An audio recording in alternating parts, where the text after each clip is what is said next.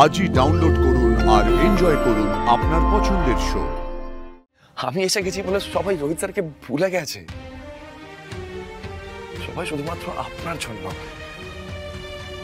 আপনার গ্রোয়িং বেবির হেলথের জন্য নিজেদের কষ্টটা ভুলে থাকার চেষ্টা করছে মাত্র। That's it madam. ম্যাডাম অর্ণববাবু প্লিজ, আপনার এখানে কিছু করার আছে? নয় লেখা থেকে যান, আমাকে একটু একা থাকতে দিন প্লিজ। যান। ম্যাডাম আমি যাবো, চলে যাবো, কিন্তু তার আগে একটা কথা বলে দিতে চাই শুধু। ম্যাডাম নিজের কষ্টের মধ্যে ডুবে থাকা খুব সহজ, কিন্তু নিজের কষ্টটাকে সাইডে রেখে অন্যের মুখে এতটুকু একটু হাসি ফোটানো কিন্তু খুব কঠিন। সরি, আমি কিন্তু এই ইন্সপিরেশন গুলো আপনাদের থেকেই পেয়েছি ম্যাডাম।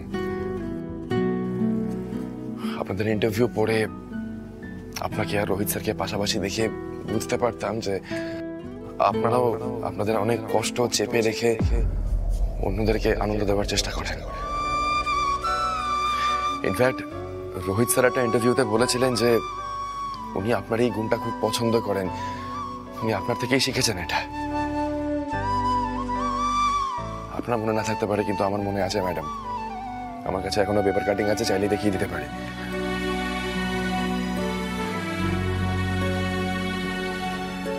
ম্যাডাম রোহিত স্যারের খুনিকে ধরলেই আপনার কর্তব্য পালন করা হয়ে যাবে না। রোহিত স্যার আপনার মধ্যে যেগুলো পছন্দ করতেন, যে গুণগুলো অ্যাডমায়ার করতেন, সেগুলো যদি আপনি বজায় রাখতে পারেন, আপনার মধ্যে যদি ধরে রাখতে পারেন, আমার মনে হয় তাহলেই রোহিত স্যারকে ট্রু রেসপেক্ট দেওয়া হবে।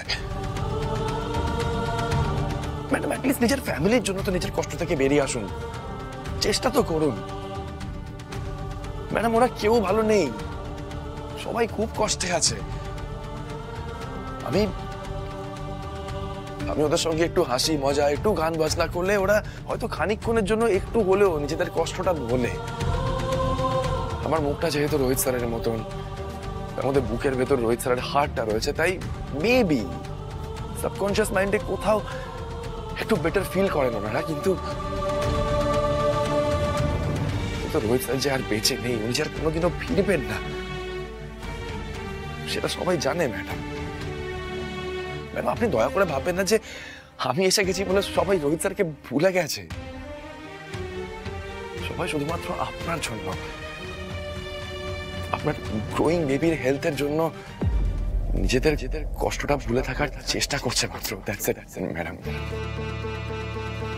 আমার এটুকুই বলার ছিল, হয়ে গেছে বলা।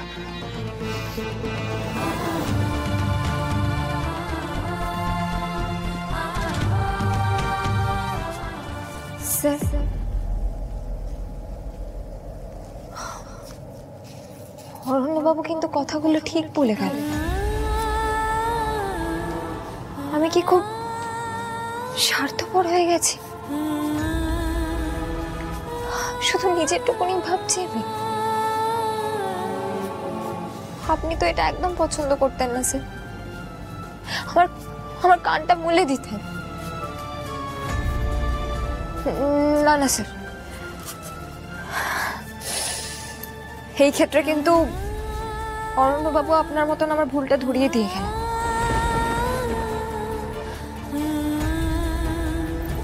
আমি সরি চাই নিচ্ছি স্যার, এক্সট্রিমলি সরি। আমি আর এরকম করবো না, কখনো করবো না।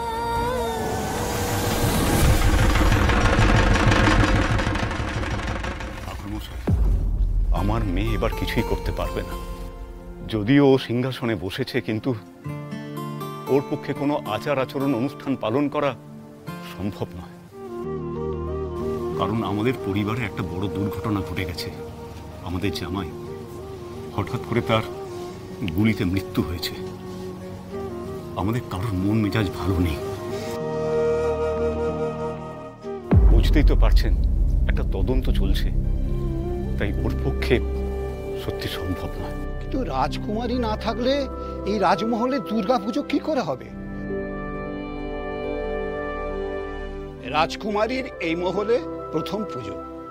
আপনারা কি বন্দোবস্ত করছেন আমি জানি না। আর আপনি তো সব জানেন বড় রাজাবাবু। আপনি যখন আগে থাকতেন প্রতিবার সব নিয়ম কানুন আপনিই পালন করতেন।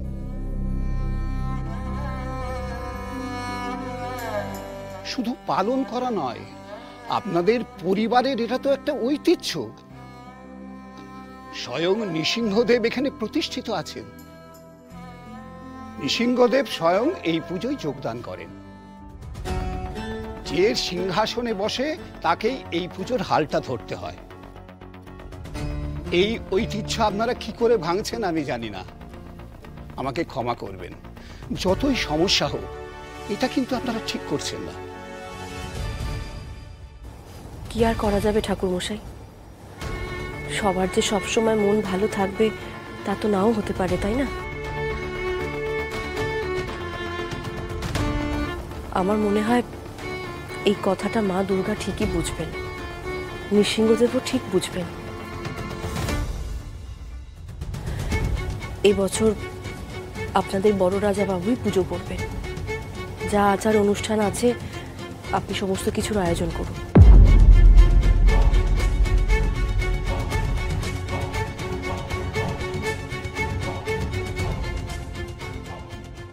তুমি কিছু করতে পারলে না, তাই না? পারবো বলে মনেও হয় না।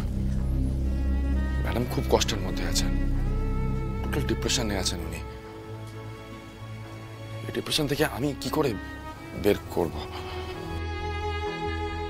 রোহিত স্যারের কষ্ট তো আছে, রোহিত স্যারকে ম্যাডাম প্রচন্ড মিস করছেন, তার উপর এই রুদ্ররূপ স্যানাল এখনো ধরা পড়ছে না। সব মিলিয়ে ম্যাডাম একেবারে, আমার মনে হয় আমাদের কারোরই এখন জোর করে ম্যাডামকে এই ডার্কনেস থেকে বের করার চেষ্টা করা উচিত নয়। তাহলে সন্ধ্যার সময় বোধনে আসবো। কটার সময় বোধন হবে আমি বলে দিচ্ছি, আপনারা সবাই উপস্থিত থাকবেন, কেমন? এত লোকের উৎসাহ, জানি না কি হবে। ঠাকুরের যে কি ইচ্ছে সেটা উনিই জানেন। এই ফুলকি আসেনি এখন? আর ফুলকি ও ঘরের ভেতরে বসেই আছে। হ্যাঁ, আসলে রোহিতদারি হঠাৎ করে চলে যাওয়াটা ফুলকি কোনোভাবেই মানতে পারছে না। ওপর থেকে শক্ত দেখালেও ভেতর থেকে একেবারে ভেঙে চুরে একাকার হয়ে গেছে। হয়তো আমাদের সকলকে বোঝাচ্ছে যে ওর কিছু হয়নি, কিন্তু উৎসবের এই সময়ে না চাইতেও ভেতরের চাপা কষ্টটা যেন বেরিয়ে আসছে। জ্যাঠামশাই, বলছি যে আমরা তো সকলে আছি, আপনার যা করার তাহলে করুন এবার।